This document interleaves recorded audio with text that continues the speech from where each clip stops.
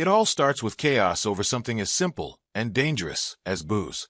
The Montague 50 whiskey has become the center of a storm. Quiet Ray wants in on Dwight's operation. Jeremiah Dunmire feels robbed of his share.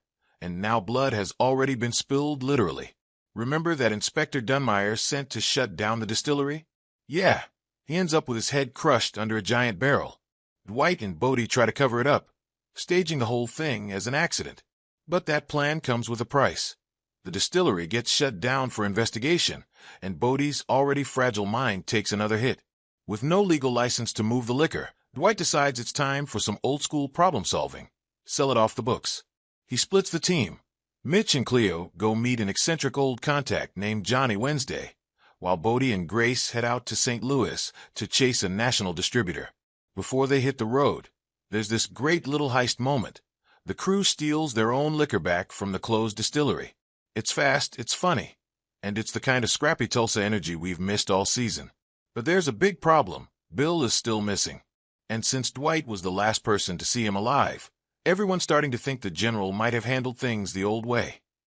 Even Goody asks him, indirectly of course, but Dwight insists he didn't touch Bill. He believes Quiet Ray might have made a move out of revenge, especially after Bill refused to turn on him. So, Dwight finally does something he's been avoiding all season. He calls Ray for a sit-down. The meeting spot? A restaurant called Bubbles in Hot Springs, Arkansas, neutral territory. But unknown to Dwight, he's walking into another trap.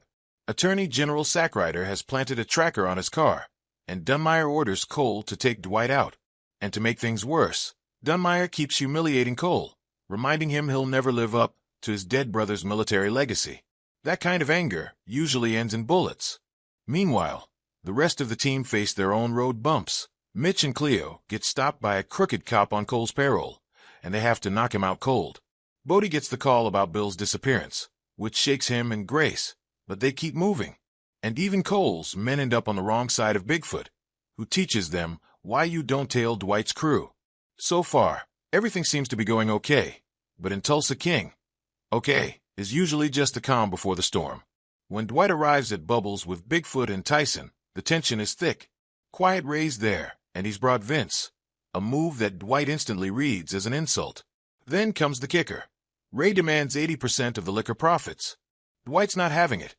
He calls the offer ridiculous and throws an accusation back at Ray. Did you have something to do with Bill's disappearance? It's a classic mob standoff. Pride, power, and paranoia all clashing at one table. You can't tell if they're about to start shooting or hugging. And right when things couldn't get tighter, bullets fly. Cole bursts into the restaurant and opens fire. Dwight's men shoot back. Chaos erupts, but somehow nobody gets hit. Still, the damage is done. Ray now believes Dwight set him up for the hit. And when Dwight tries to explain, Ray doesn't pick up. He's ghosting him, which can only mean one thing. War is coming. Oh, and one more twist. Musso has Bill. We don't know why yet, but that revelation changes everything. And then there's Armand. His storyline finally hits a tragic end. He's found dead, apparently by suicide, hanging in a flophouse. It's sudden, sad, and oddly disconnected from everything else. Still, it adds a haunting layer to this already tense episode. Episode 6, Bubbles, is where Tulsa King Season 3 finally gets back on track. Every subplot, the distillery, the missing Bill, the mob tension, and Dwight's leadership, comes crashing together in a violent, unpredictable way. Now Dwight's facing a three-front war. Quiet Ray thinks he tried to have him killed. Musso's holding Bill for some reason, and Dunmire's gunning for him harder than ever. The stage is officially set for a brutal final act. So, what's next for Dwight and the crew? Will he strike back before Ray does? Or is someone else about to make the first deadly move? Episode 7 is shaping up to be Tulsa King's biggest turning point yet.